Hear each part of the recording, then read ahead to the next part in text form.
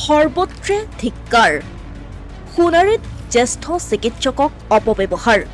মই নাজানো যে আপুনি কিন্তু মোক ডিষ্টাৰ্ব কৰিছে মোৰ এতিয়া মোৰ ফোনটো বাজি আছে মোৰ ইয়াত দুজন পেচেণ্ট ৰৈছে যদি তেওঁলোকৰ প্ৰব্লেম হৈছে তেওঁলোকে মেডিকেললৈ লৈ যাওক না চিকিৎসকৰ হেমাহিৰ বাবেই প্ৰাণ গ'ল এগৰাকী মহিলাৰ অৱশেষত ক্ষমা বিচাৰিবলৈ বাধ্য হ'ল কনিষ্ঠ চিকিৎসক সেইটো কাৰণে মই সৰি কৈছো মোৰ ভুল হ'ল সেইটো ৰং তথ্য ৰাহুকেতু বেয়া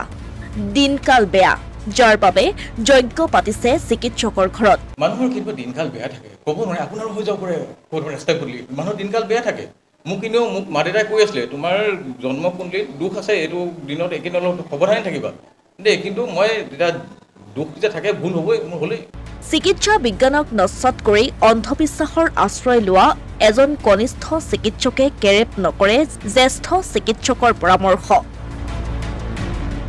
সৰ্প বিশেষজ্ঞ সুৰজিত গিৰিক এজন কনিষ্ঠ চিকিৎসকে অপব্যৱহাৰ কৰাৰ পাছতেই শংখধ্বজ বৰাৰ বিৰুদ্ধে গৰজি উঠিল বিভিন্ন দল সংগঠন তথা স্থানীয় ৰাইজ ডক্টৰজনক আমি ফোনটো লগাই দিব আমি কথা পতাই দিলোঁ তেখেতে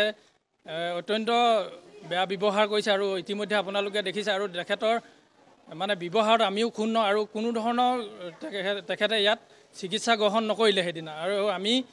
উপায় নহয় তাৰপিছতে আমি ডিব্ৰুগড় মেডিকেললৈ লৈ যাবলগীয়া হ'ল তাৰপিছত আমি উপায়ুক্ত মহোদয়ে কিছুদিনৰ আগতে আমি এণ্টিভেনমৰ যি আপোনাৰ বিভাগ সেই বিভাগটো খোলা আমি নিজে ফিটা কটা আমি দেখিছিলোঁ তাৰপিছত আমি এই চিকিৎসালয়খনলৈ সাপে খুটাৰ পিছতে আমি লৈ আহিছিলোঁ আৰু তাৰপিছতো কোনো ধৰণৰ চিকিৎসা গ্ৰহণ নকৰিলে এই ক্ষেত্ৰত প্ৰশাসন আৰু আপোনাৰ স্বাস্থ্য বিভাগ কেনেদৰে স্বাস্থ্য বিভাগটো কেনেদৰে চলি আছে প্ৰশাসনক চোৱা চিতা কৰি আৰু বিহিত ব্যৱস্থা এই ডক্টৰজনৰ ওপৰত বিহিত ব্যৱস্থা গ্ৰহণ কৰিবৰ কাৰণে আমি দাবী জনাইছোঁ এইজন কনিষ্ঠ চিকিৎসক শংখধ্বজ বৰা চৰাইদেউ জিলা চিকিৎসালয়ৰ ENT বিভাগৰ চিকিৎসক এইজনে কাকো কেৰেপি নকৰে সাপে দংশন কৰা এগৰাকী মহিলাক সময়মতে পৰিয়ালৰ লোকে চিকিৎসালয় পোৱাইছিল ঠিকেই পিছে হেমাহি কৰিলে চিকিৎসকে যাৰ ফলত মহিলাগৰাকী ডিব্ৰুগড় চিকিৎসা মহাবিদ্যালয়ত মৃত্যু হ'ব লগা হ'ল এইটো মানে হাতত থকা বস্তু আছে কেছ আছে এইটো যে হাতৰ পৰা ওলাই যাবলগীয়া কেছ একেবাৰেই নহয় আৰু আজিকালি সাপে খুটাটো ডাঙৰ মানে হেৰি নহয় ডাঙৰ ফেক্টৰ নহয় কিন্তু তাক সময়মতে আজি চাওক পৰিয়াল এটাই সময়মতে কিন্তু হস্পিটেলত পোৱাই দিছিলে যিটো সময়ত মানুহে অন্ধবিশ্বাসৰ বশৱৰ্তী হৈ বেজ বেজালি কৰি শেষ মুহূৰ্তত আনি দিয়েহি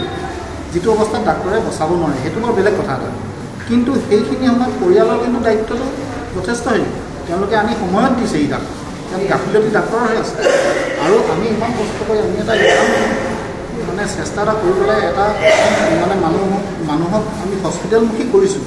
ইমান অন্ধবিশ্বাস এটা হয় কাৰণ সাপে খুটাৰ পিছত 40-45 মিনিট বা এঘণ্টাৰ ভিতৰত হাৰ্ডলি সময় পায় সেই সময়খনত যুঁজি মেলি আমি ইয়ালৈ আহিব পৰাকৈ এটা মানুহক আমি চেষ্টা কৰোঁ তাৰপিছত যদি আমি ইয়াত এনেকুৱা হয় মানে বস্তুটো সৰ্প বিশেষজ্ঞ সুৰজিত গিৰি কিমান অপমান কৰিছিল এইজন চিকিৎসকে শুনক মই আপুনি কোন হয় মই নাজানো যে আপুনি কিন্তু মোক ডিষ্টাৰ্ব কৰিছে মোৰ এতিয়া মোৰ ফোনটো বাজি আছে মোৰ ইয়াত দুজন পেচেণ্ট ৰৈছে যদি তেওঁলোকৰ প্ৰব্লেম হৈছে তেওঁলোকে মেডিকেললৈ লৈ যাওক না আজি ইয়াত 18 বছৰ হ'ল এই হস্পিটেলখনত এণ্টি স্নেক ভেনম ইয়াত ষ্টাৰ্ট হোৱা নাই মই কিয় ষ্টাৰ্ট কৰিম এনেকুৱা ফেচিলিটি ইয়াত নাই যদি কিবা প্ৰব্লেম হৈছে আছাম মেডিকেল কলেজত আপুনি চিকিৎসা কৰক চিকিৎসা আপুনি কৰক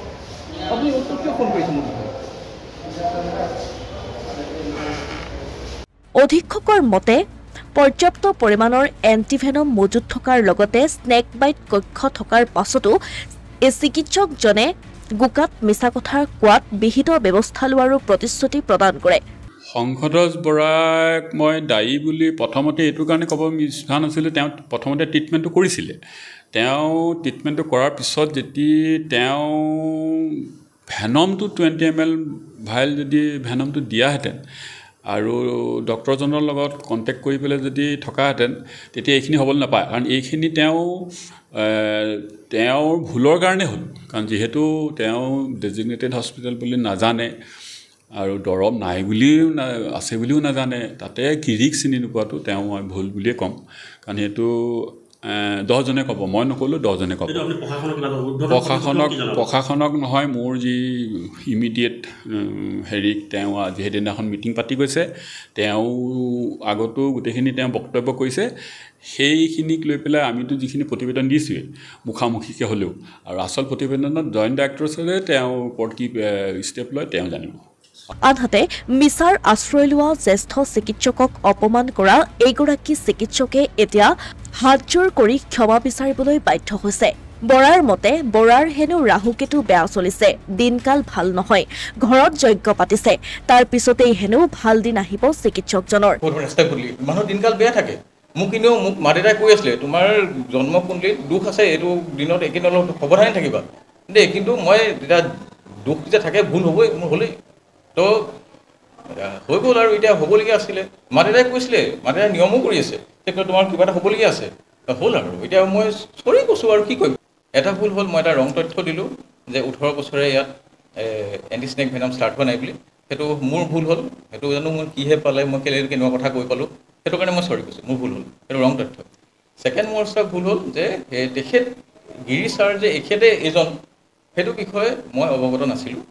আৰু মই কালি ৰাতি তেওঁৰ লগত নিজে কথা পাতিছোঁ 8:30। কথাটো এটাই যে মই যদি কিবা ভুল হৈছে মই চৰি কৈছোঁ, তাতকৈ বেছি মইতো কি কৰিম। এতিয়া এই চিকিৎসকগৰাকীৰ ওপৰত স্বাস্থ্য বিভাগে কি ব্যৱস্থা গ্ৰহণ কৰে সেয়াহে হ'ব লক্ষণীয়, কিয়নো এইগৰাকী চিকিৎসকৰ হেমাহিৰ বাবেই প্ৰাণ হেৰুৱালে 70 বছৰীয়া এগৰাকী মহিলাই।